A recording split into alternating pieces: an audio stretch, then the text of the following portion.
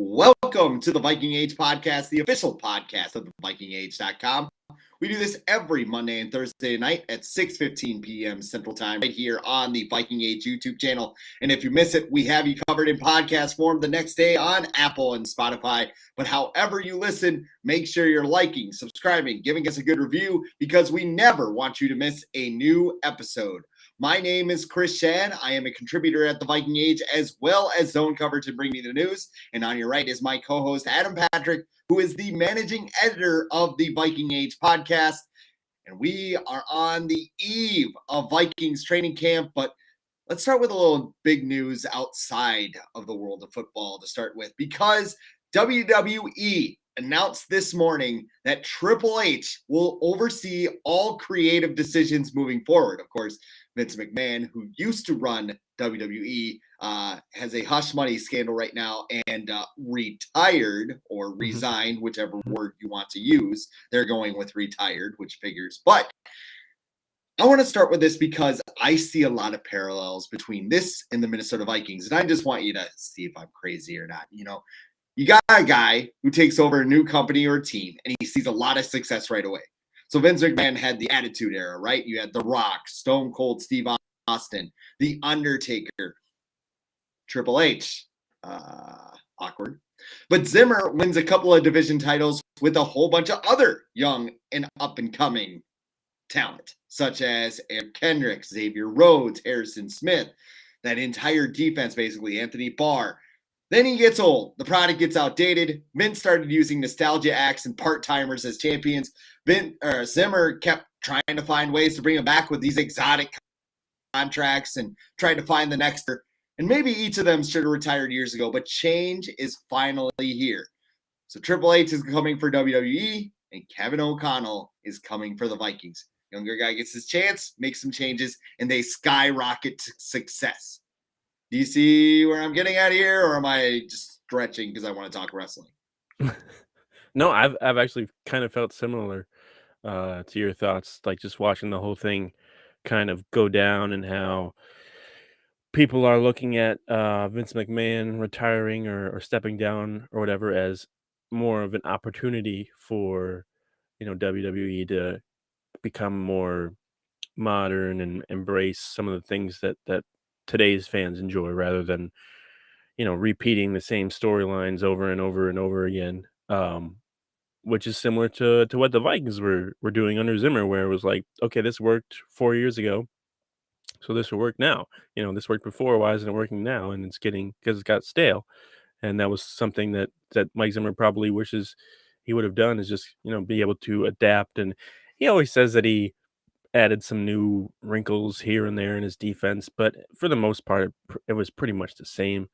But now they get, young Kevin O'Connell in there, more modern approach to an offense, even more modern approach to the defense. So yeah, there's a bunch of similarities between the two, and the hope is that both of them will, you know, WWE will become even more. It's already very popular, but it certainly is not as popular as it probably could be. And same thing goes for the Vikings. They have a giant fan base, but and they're talented, but they're certainly not as successful as they could be. And the hope is that this new younger approach, not that Triple H is very young, he's in his 50s, but he's more in touch, I believe, with what the modern wrestling fan wants than Vince McMahon was. And the same thing goes for Kevin O'Connell. He's more in touch of what the players want on the field than Mike Zimmer was. So yes, very similar. You're not crazy. I was thinking along the same lines when all this was going down last week.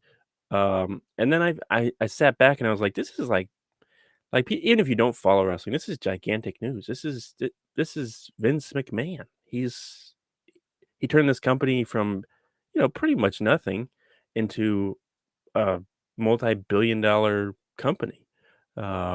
So him stepping down is just huge, because a lot of the you look at AEW, that probably wouldn't even be around if it wasn't for Vince McMahon.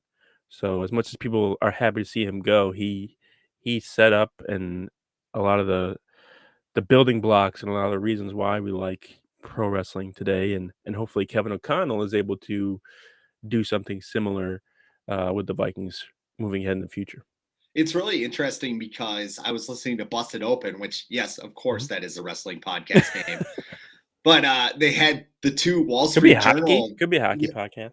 Definitely could be a hockey podcast, I guess. Although, what is it? Spit and Chicklets? That's the big hot. That's a great pod too. But they were talking to the two journalists that actually broke the Vince McMahon story, where he paid hush money to a paralegal that he had sexual affair with. Wall Street. Yep, the Wall Street Journal. And they had said, if this was like an NFL owner, this would be like a huge story. It's a huge story on its own merit. But I think because of its on-screen character, a lot of people are just kind of like, well, whatever. And I mean, to Mike Zimmer's credit, I just want to clarify, he never had anything like this, like, secret things behind the scenes. He dated him. He's dating a Maxim model, so he doesn't care. Yeah, I was about to bring that up too, but I mean, it's not cheating on his wife as he's dating the Maxim model. I mean, the wife, long gone, rest her soul. Yeah. But anyway, we're going down a slippery slope here, so we should probably just move on to a segment we brought towards the beginning of this podcast, but we kind of lost it over the offseason. It is called Checking Down with Kirk Cousins, because you know why. Hey, maybe we can change it. Maybe we can change it after the upcoming season. Deep shots with Kirk Cousins. Yeah, maybe. Titled, tentatively named. Hopefully. F it, Justin Jefferson is down there somewhere with Kirk Cousins. Let's do it. So anyway, the Madden 22 quarterback ratings came out on Friday, and everybody wanted to know where Kirk Cousins is ranked because we're starving for football and we're all basically bored. We'll start with the top-rated quarterbacks in this year's game. Tom Brady is a 97. Aaron Rodgers is a 96. Patrick Mahomes is a 95. Josh Allen's a 92. Joe Burrow is a 90. Dak Prescott's an 89. And Justin Herbert is an 88. Lamar Jackson's at 87, as is Russell Wilson. And Matthew Stafford is at 85. Excuse me while I change the page here. Deshaun Watson's an 84, as is Kyler Murray. Hall of Fame quarterback Derek Carr is an 83, at least according to Devontae Adams. Ryan Tannehill's at 83. Matt Ryan is at 81. And Kirk Cousins at quarterback number 16 is an 80 rating. Perfectly balanced, as all things should be with Kirk Cousins. Did Madden get this right? I mean, people are going to have their problems. It's a Madden rating. I don't think it's right or wrong. Like, this is a video game. I know there's nothing to talk about in July, but I'm more concerned about what maybe some people like a Peter King or Mike Sando is saying about Kirk Cousins rather than the Madden rating.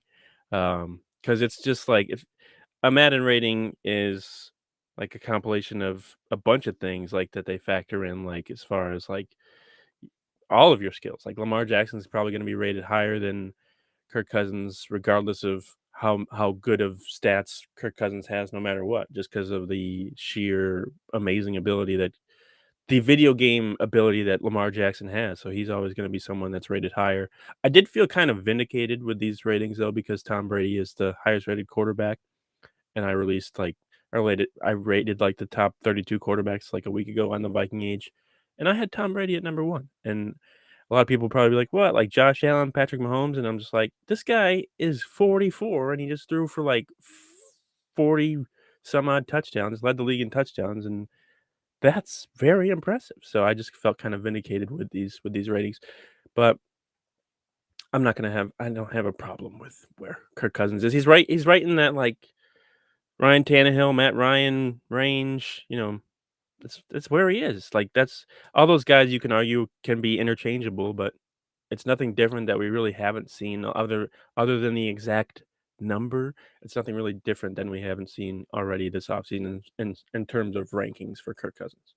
So we've started off with video games and pro wrestling here on the podcast, which I guess some people are sitting there being like, you losers, whatever. As someone who plays Madden quite frequently, but hasn't bought the game in 2 years because, let's be honest, it sucked. 80's probably the perfect rating because that's what you consider to be an average quarterback. And kind of as you alluded to, and I know Declan Goff did on Purple Daily last week, the average video game player isn't jacked to play with Kirk Cousins. Like they want a guy that can run around, throw the ball deep, and do all those things. So in that spectrum, Kirk has an 80 rating makes sense. Like he's a very smart, very accurate quarterback. There's that word again. Go ahead, take a drink if you're playing the right. Kirk Cousins drinking game. But it's just kind of who he is. And I think a lot of people, nobody's jumping on their PlayStation getting ready to play with Kirk Cousins. Like that's just it. They want to play with Dak Prescott where they can run around and throw a bullet 90 yards downfield or Patrick Mahomes. So I think it's right. Like you said, it doesn't really matter. But since we're here in July, since a lot of people are probably going to buy the game on autopilot, I know I will actually do it this year because it sounds like they made some changes in franchise mode. It's fine. It's whatever. And it can always go up. If Kirk goes out and he starts throwing bombs downfield, guess what? That rating is going to go up and people are going to want to play with Kirk Cousins. And so there you go. Yeah. I was just looking at it too. And like, that's the reason why Dak Prescott is the 6th best quarterback. No one in the league thinks Dak Prescott is the 6th best quarterback in the NFL. This is a video game rating. This is not, it's not real life. Obviously, someone like Kyler Murray is going to have to play a lot less video games now because of the clause in his contract where he has to actually, study film every week. Did you hear about that? No. Yeah, So there's an actual clause saying, "Hey, we'll pay you to study." He has film. to have at least 4 hours of film study per week. That's in his contract, which means that he wasn't doing that before. Because I think Ian Rappaport came out and said, like, "Oh, Kyler Murray's already been doing 4 hours." And it's like, well, then why would they put that in a contract that is worth like 160 odd million guaranteed? I don't think they need to put that in there if he was already doing that. It said things like, you cannot study film while you're like watching TV, playing video games, or browsing the internet. So that was that's kind of something that's been going on the last few hours. So uh, Kyler Murray might not be able to play Madden as much as you or I might be able to moving forward. Yeah, it's almost like a kid when you have to tell him to do his homework. Like you can't play your Madden until you watch film on the Vikings. Yeah, like give him a pop. I mean, 4 hours a week. That's half hour a day. Come on. Yeah. You know what the best part of that is too? Like DeMarcus Russell, like if they would have thought to put that in his contract, oh my God, that would have been great because there's the story where they gave him a DVD and they said it was like John DeFilippo, the Chiefs or whatever. And he's like, hey, go home and watch this. And then they asked him about it and like it was a blank DVD. Yeah, he still doesn't care about it. He was asked about it. He was on like the Pivot podcast or whatever recently, and they asked him about it, and he was like, yeah, that probably happened. I don't even remember. Like, I don't even care. Like, he doesn't care about it. And that's probably why he failed as a quarterback in the NFL because he just didn't really care about it. But John DeFilippo was the guy who I believe was the quarterback's coach when that whole thing went down with the blank DVD. But yeah, I just finished watching the Michael Vick documentary too on ESPN, and he said the same thing. Like when he was coming up in the league, when he was tearing it apart, he wasn't watching film or anything. Like first thing there, first person in the facilities, last person there. Like he was just basically going out on the field, just playing street ball. So some guys can do that, but a lot of people can't. So clearly, the Cardinals want Kyler Murray to watch a little bit more film. So if you're sitting there saying, well, Chris, that's just a video game. Like it doesn't matter about Kirk Cousins in video games. Well, I have a more specific one because The Athletic released their quarterback tiers for the 2022 season. Where they polled executives, coaches, and tried to figure out who is the best quarterback in the league. I'm not even going to tease it. We'll get to the top ones later, but Kirk Cousins ranks 15th. He is right on the edge of tier 3. And you're like, Chris, what does that even mean? Well, I will tell you. A tier 3 quarterback is a legitimate starter, but needs a heavier running game and or defensive component to win.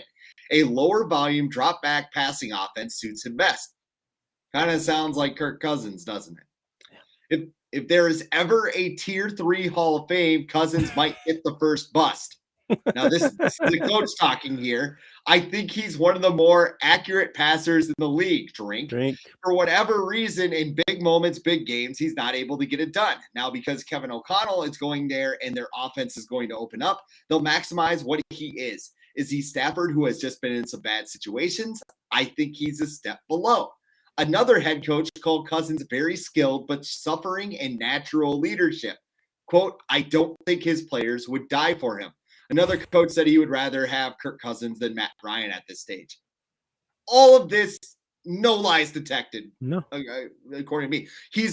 Both things can be true. He's a very accurate, technical quarterback. Mm-hmm. And yet there are some holes in his game that prevent him from being an elite quarterback and taking the team to the next level by himself. Now, if he has a good defense, Kirk stands will let you know, like, it's the defense's fault. It's the offensive line. It's the running back. It's everything. He had bad breakfast. The eggs weren't cooked enough, and the night before they served mac and cheese. When he eats mac and cheese,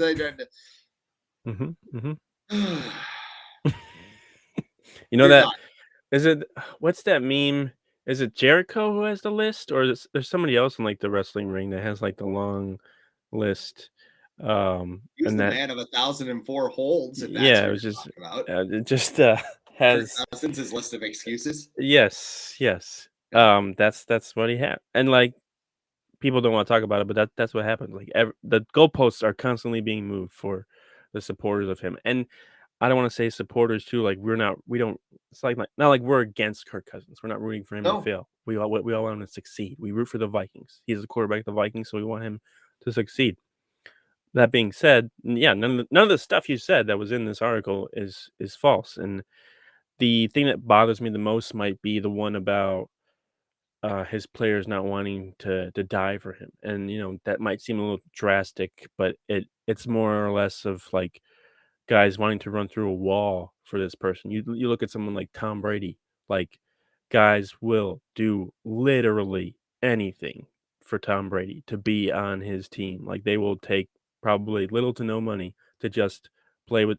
Kyle Rudolph just took $2 million for a year. Yeah, $2 million to play with Tom Brady, and if he gets a Super Bowl ring at the end of the year, he's not really going to care how much he got paid because he's going to have a Super Bowl ring. And that's the thing with Kirk Cousins. Like, yes, he's accurate. Also, I'd like to note Teddy Bridgewater. Teddy Bridgewater is a very accurate quarterback, but we're not giving him $40 million a year. But yeah, he's right in the middle. He's where he should be. Now, this year, I think we're going to figure out more is Kirk Cousins more. Is he going to be in the mold of Matthew Stafford for the Rams, or is he going to be more in the mold of Jared Goff for the Rams? Which, with Jared Goff, Sean McVay pretty much had to call the plays at the line of scrimmage for Goff because he would give him so many, but then he kind of wouldn't maybe not pick the right ones. So I'm curious to see, like, because I've heard that Kevin O'Connell is going to be doing something similar, giving Kirk Cousins 2 or 3 plays, to go to the line of scrimmage with and pick whichever one he feels best. If they start to like fail, is O'Connell going to be the one to call those plays at the line of scrimmage and not Cousins? It's kind of like the Ask Madden feature. Yes. Like when you don't want to scroll through all the plays and you're just like, yeah, give me 3 to choose from. I'll just pick one out of there. Yeah. Like that's basically what Kevin O'Connell is doing for Kirk Cousins. Could be. How about this for an impromptu question? What excuse do you think is the most likely to pop up for Kirk Cousins at the end of this season? Because is it the offensive line? He's got elite running back, elite wide receivers, elite tight end, supposedly. Like, is that it? Elite coaching staff. Forgot about that one. I think defense will probably be up there. Defense. I mean, I think they should be better. It's pretty hard to get worse than kind of what they were last year. But I think that will be one of the ones. Injuries is always an easy one. Dalvin Cook gets hurt, Herb Smith gets hurt, Thielen gets hurt. That's easy. Just blame that. But there's only that's the thing. Like with Kirk Cousins, everyone has to deal with injuries. Everyone has to deal with poor play on the other side of the ball. Everyone has to deal with offensive line problems. Like, there is no quarterback that has a perfect situation in front of them, and it's up to that quarterback to figure out a way to, succeed with what he's being given. And so far in Kirk Cousins' career, he's put up nice stats, but that's it. And this year, we're gonna get to see if he can do more than that, and if not, then no one's really gonna be surprised. I call him the IKEA quarterback because he needs all the pieces, he needs all the parts, or else you wind up with like 80% of a chair. Mhm. So, in case you were wondering, the And top tier, those chairs cost $40 million. yeah, just as expensive. Mhm, The top tier, which is basically the quarterbacks who help their team win because of them. mhm. That includes Aaron Rodgers, who was number one on the list, Patrick Mahomes, who is actually one defensive coordinator who was super salty and was just like, no, Yeah. he's a tier two quarterback. What? He put him No. second. Tom Brady, Josh Allen, Justin Herbert, and Joe Burrow. Like, I think out of this list, like the people who are just like, oh yeah, Kirk's better than Joe Burrow. It's like, what are you watching? Like the Tennessee game alone, Joe Burrow got sacked 9 times. His headset cut out, Yeah, and like he's just like, screw it, I'll just call the damn plays. yeah. Like I'm good. Like Kirk in that situation, he would have had a wet spot in his pants. Hey, Like he would have wet himself. let's ask Justin Jefferson, which quarterback he would like to have, Joe Burrow or Kirk Cousins, 'cause, I think the Give answer him is pretty some, obvious. give us some We'll be truth like, "Oh, they serum. were just teammates, that's why." No, that's not why. Yeah, I'm kind of, this whole tier thing, and there was a part in there too about this guy, Lamar Jackson, like, I feel like he's a tier 1 guy, and people kinda discount him because he runs so much, but he's good at passing too. Like, he ranked, like, first in a lot of passing categories last year that, that weren't, like, passing yards per game and things like that. Like, but he was still a good passer, and I think his excellent running ability just overshadows that, and people still discount him as, like, this running quarterback when he's a really good passer as well, and I feel like he deserves to be in that tier 1, and there was, like, some random anonymous defensive coordinator that I think everyone pretty much figured out who it was, uh, saying how Lamar Jackson, like, he could win, like, 12 MVPs, and I still wouldn't think he's, like, a good passing quarterback. It's like, "Okay, buddy." Yeah, Lamar Jackson ran a pro style system at Louisville too, but Yeah, nobody seems to remember that. That was the yeah, Bobby Petrino system that also produced Teddy Bridgewater, if I'm not yeah. mistaken. Also, if you have Lamar Jackson who runs like that, why would you turn him into a pocket passer? Right. That's like what not that team. That's like what Washington tried to do, with RG3, and that went terribly. Now, did his Huh. injuries probably have something to do with that? Probably, but, he is not a pocket quarterback, and they wasted that whole pick on doing that. Well, hopefully that's the last quarterback tiers conversation we're going to have until next Yeah, offseason. who's done it? Well, has ESPN? They did they ESPN did has. they did Yep. top 10, right? Yeah, and I think Kirk got like He a got, like, a vote. vote, Yeah. like one vote. They did top 10, The Athletic did it. Who else would even PFF, they did tiers. You said you They did did it. yeah, Huh. who cares about me? PFF did it, and they did weird tiers too. They did, like, older quarterbacks and, like, young guns or whatever. They didn't even do, like, proper order or whatever. That's all I can think of though, like, major outlets. Maybe Football Outsiders? I don't know. But it all seems he's Kirk Cousins seems to be in the same spot for all these. And he's 15, got a chance to 14, change. 13. He does. He's Yeah. in a very good spot where even if he fails, I don't think his ranking is gonna drop that much lower. Like, he is who he is right now, and he has a chance to step that up, and it's up to him. It's And the it's going to be ball fun. is in his court. Yeah, and it's going to be fun to find out. It's going to be Yeah. fun to see what Kirk does because, like I said, there's so much in his direction. Like he could go out and throw for 5,000 yards this year. Mhm. Like that's not a prediction. I'm just saying that that's in the range of outcomes. Like Kevin O'Connell unlocks him and Mhm. he just goes ballistic. There's also a range of outcomes where Kirk looks like he did the first 6 games of the 2020 season, which I thought about that the other day And like, how lucky was Kirk there were no fans in the building that season? Because that Oh would have my been god. the Atlanta game. Oh Like, my oh my goodness, that would have been a disaster. But I guess good timing Yeah, on Kirk's part. Zimmer might have had to defend Kirk after that game. Yeah, it would have been pretty interesting if fans were in the building. Let's move away from the quarterback talk though, and let's talk about a rookie. ESPN's Kevin Seifert predicts that Andrew Booth Jr. will become a defensive starter in training camp. He writes, strictly from a playmaking and skill perspective, Booth was among the best cornerbacks in the draft. His injury history has pushed him into the second round, but he believes that his March hernia surgery has put him on the road to permanent recovery. If that's the case, he goes through training camp healthy. He'll prove good enough to start opposite Patrick Peterson, or at the very least in the nickel package the Vikings will use frequently. Do you agree with Kevin Seifert that Andrew Booth will start week 1 for the Vikings? I agree on one condition, and that's pretty much what he said for why he slipped in the draft, and that's his health. He's got to prove that he can stay on the field. And he said like what he's saying, like his combine press conference, whatever, that like is either that or his conference after he got drafted with the Vikings, how he's like he's been hurt his whole football career, which is true for pretty much every football player, but he's had more notable injuries than some others. And yeah, he just has to prove that he can stay healthy.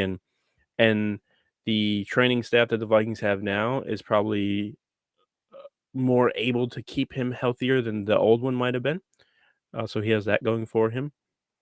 And then he also has, the more modern philosophy of they're probably not going to practice him into the ground like the Zimmer regime did with their players. So he's got that going for him.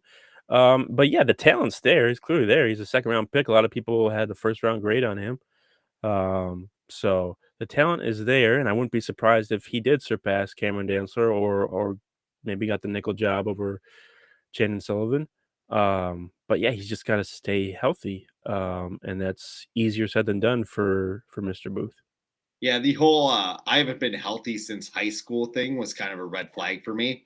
And if Oh, Mike Zimmer was here, this kid would have no chance of making the team. I don't care. I don't care how talented he is. mhm, Zimmer would have lost his patience at some point and be like, "We don't want him. Can't make the club in the top." mhm, Right? mhm, I, mhm, I think that's going to be the number one change when Kevin O'Connell starts running practices this week. Is that it used to be this big story when somebody didn't practice in training camp, mhm, like, oh, mhm, Dalvin had to sit out a day. Now it's just mhm. kind of like that's going to be the norm because Kevin O'Connell would rather have these guys in like January than in As he August. should. So yeah, 100%. Like that should be the motive of every head coach. Why Mhm. would you want to run these? It's a I mean, long season. Adam Thielen nearly blew his Achilles during a postseason practice. Mhm. It's practice, to, Did did Allen Michael Iverson style. But did Michael Pierce get hurt in practice, or was that I during want to games? say he did. Yeah. There's Because been a I lot think of he yeah. got hurt in practice and aggravated it in the Browns Mackenzie game. Alexander, didn't he get hurt in practice, like, before the playoffs that one Mhm. year? Mike Hughes, like, yeah, a lot of guys got hurt in practice. Sher I I don't know if I don't think Sharif Floyd did, but he that was one of Zimmer's favorite persons to rag on, then he found out that his surgery went bad, and he was like, "Whoops, uh, didn't mean to say that." It's like Mad But Max yeah, in practice or yeah, something. They like got the big timpani drum. Do, do, do, do, do, do. Oklahoma drill right now.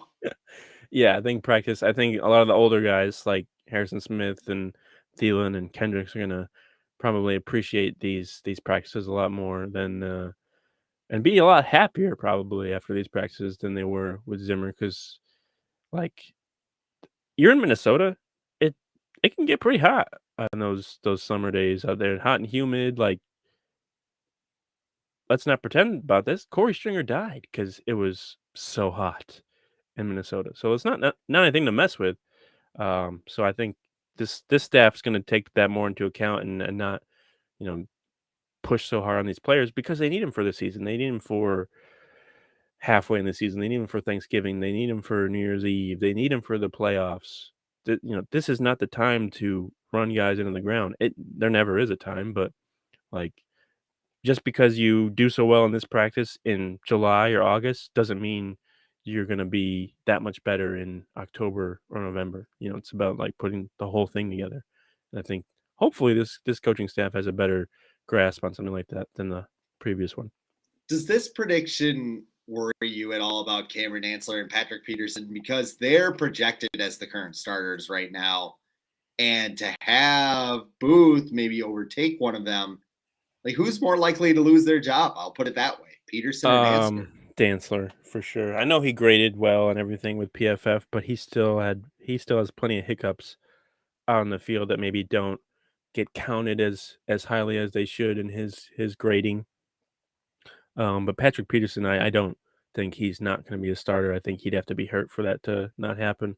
But yeah, I think Dantzler is but Dantzler seems motivated too, and that competition makes everyone better. So if these two are going to go at it and practice and try and be better than one or the other, then it's just good for the Vikings no matter what. So I think Dantzler's the one that it needs to worry, and maybe Shannon Sullivan too, because Seifert mentioned the nickel position. Although I think Booth is more probably better suited for the outside than on the inside, but that's for the Vikings to figure out. So there we go.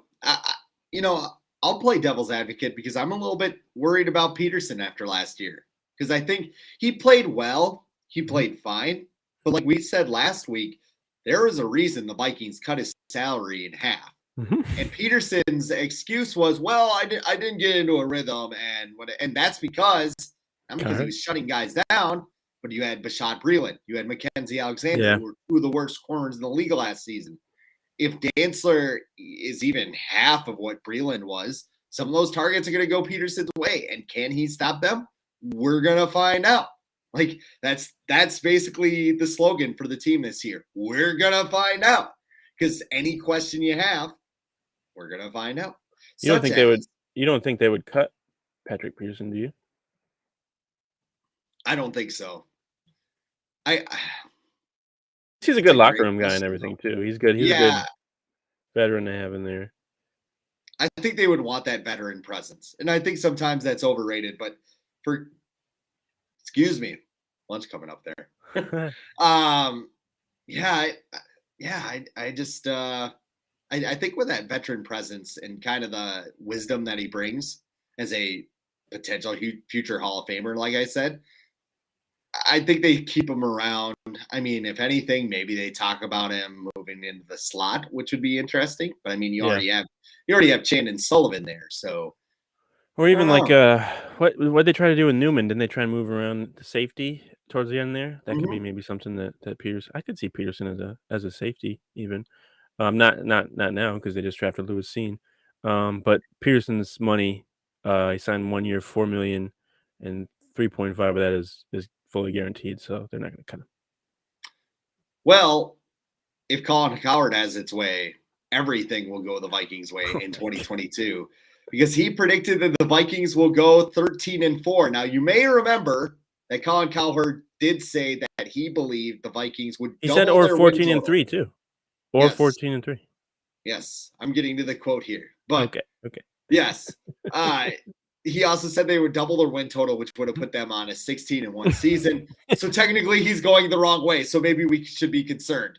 But he said, I think Kirk Cousins is going to have a big year. I think the Vikings are going to have an exceptional year.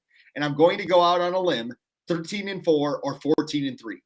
I know you think I'm out of my mind. Don't trust the Bears. Don't trust the Lions. And since Kirk Cousins has been there, they have always played Aaron Rodgers straight up. Are you drinking when Colin Cowherd is serving? No. I'm not. I don't know what he's drinking at night. He's got like a gallon of purple Kool-Aid every night, but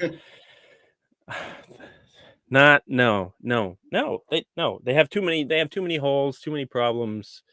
Like, could it happen? I guess anything is possible in the NFL. You look at a team like the Niners when Harbaugh got there, and even a couple years ago when they went 13-3 under Kyle Shanahan, where they had a pretty big turnaround. I just think there's too many holes for them to get 13 or 14 wins. Like, and there's a reason why Colin Cowherd's really like the only one saying this. Everyone else is like 9 wins, 10 wins, maybe 11 wins. Some people still think they can win the division, but they're not going out there and being like 13 wins, 14 wins. Like really, really good teams win 13 and 14 games. Like the Bucks could win that. The Chiefs, the Bills, like those are the teams that probably have the best chance to. Not even the Rams. I wouldn't even pick the Rams to win 13 or 14 games next year. It's just too tough in the NFL to win that many games. Um, do I think they can win the division? Yeah, I do. But do I think they can win 13 or 14 games? I am not as optimistic as Cowherd is, so I would not be putting any money down on a bet like that. They would have to sweep the NFC North for that to happen, I think. Yeah. Because Yeah. that's within the range of outcomes because we don't know what Green Bay is without Devontae Adams. Aaron Rodgers is still really good, but what happens there?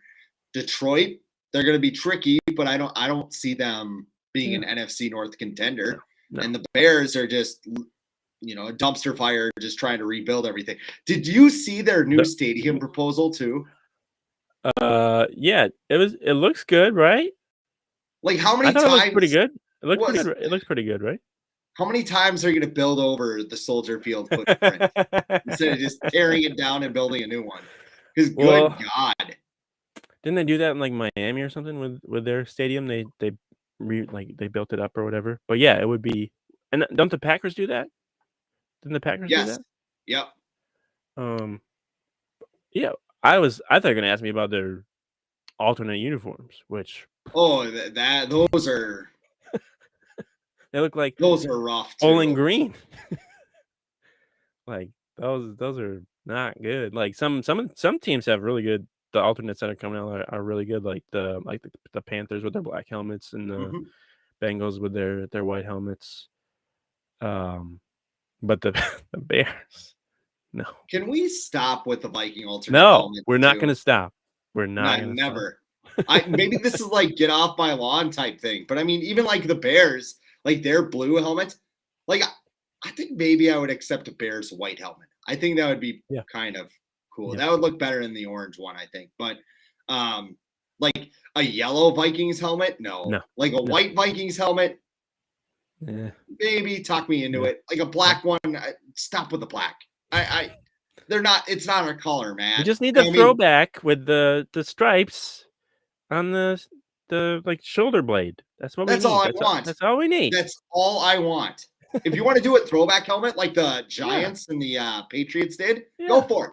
Because that's the thing. It's the purple helmet. That's what makes the Vikings unique. So I don't know. Like I would have to see one that I actually like before I say, hey, go ahead. Like white. I think white for any team, you can maybe talk me into it if you give me a good mock-up. But I haven't seen one yet. So yeah, I mean, I said to myself, the Vikings basically got to sweep the NFC North, and then they got to win 7 or 8 games. Sorry, just trying to figure out my math. But and I mean, they could do that. They're playing the NFC East. That division's not tough. No. They get the AFC East. I mean, somebody called it Buffalo and the Clusters this morning. I don't know. Don't. One, never sleep on the Patriots because Belichick and their offense is being run by Matt Patricia and Joe Judge. Though. I know, but the Vikings have never been good against the Patriots, like in the Belichick era at all. Obviously the Bills, the Dolphins. That's in Miami. That is not a guaranteed win. At the Eagles, that's not a guaranteed win. They play the Colts, who could be a sneaky good team this year. They even the Commanders. Like I wouldn't. That's a sneaky tough away game. They tend to struggle at least one of the games against the Lions. They always struggle on the road against the Bears. They play the Cardinals again this year. So I think Cowherd, one of his main takeaways was their schedule's pretty easy outside of the division, and I'm like, not really. It looks easy now. Strength of schedule wise, sure, but strength of schedule before the season means nothing. When you get Thanksgiving, it means nothing.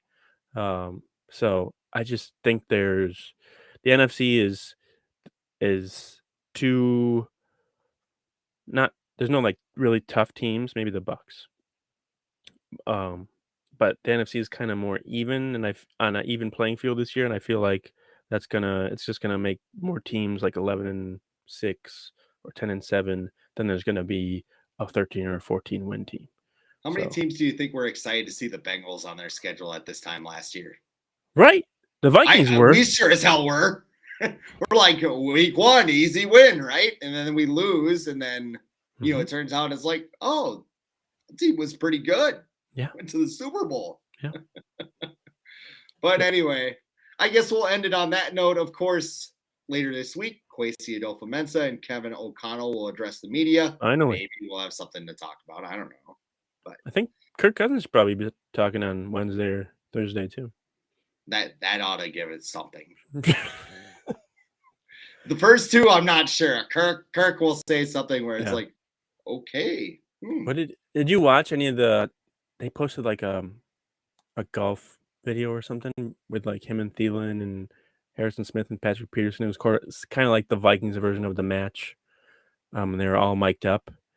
Kirk Cousins dropped like his dad energy was out of control in this video. It's like 25 minutes long, so it takes a while to watch, but like certain times he is just like doing so many dad things, like getting the ball and being like shucks and like I think there was one time where he just said like we're like Men's Warehouse. You'll love what you're wearing. And I'm like, what?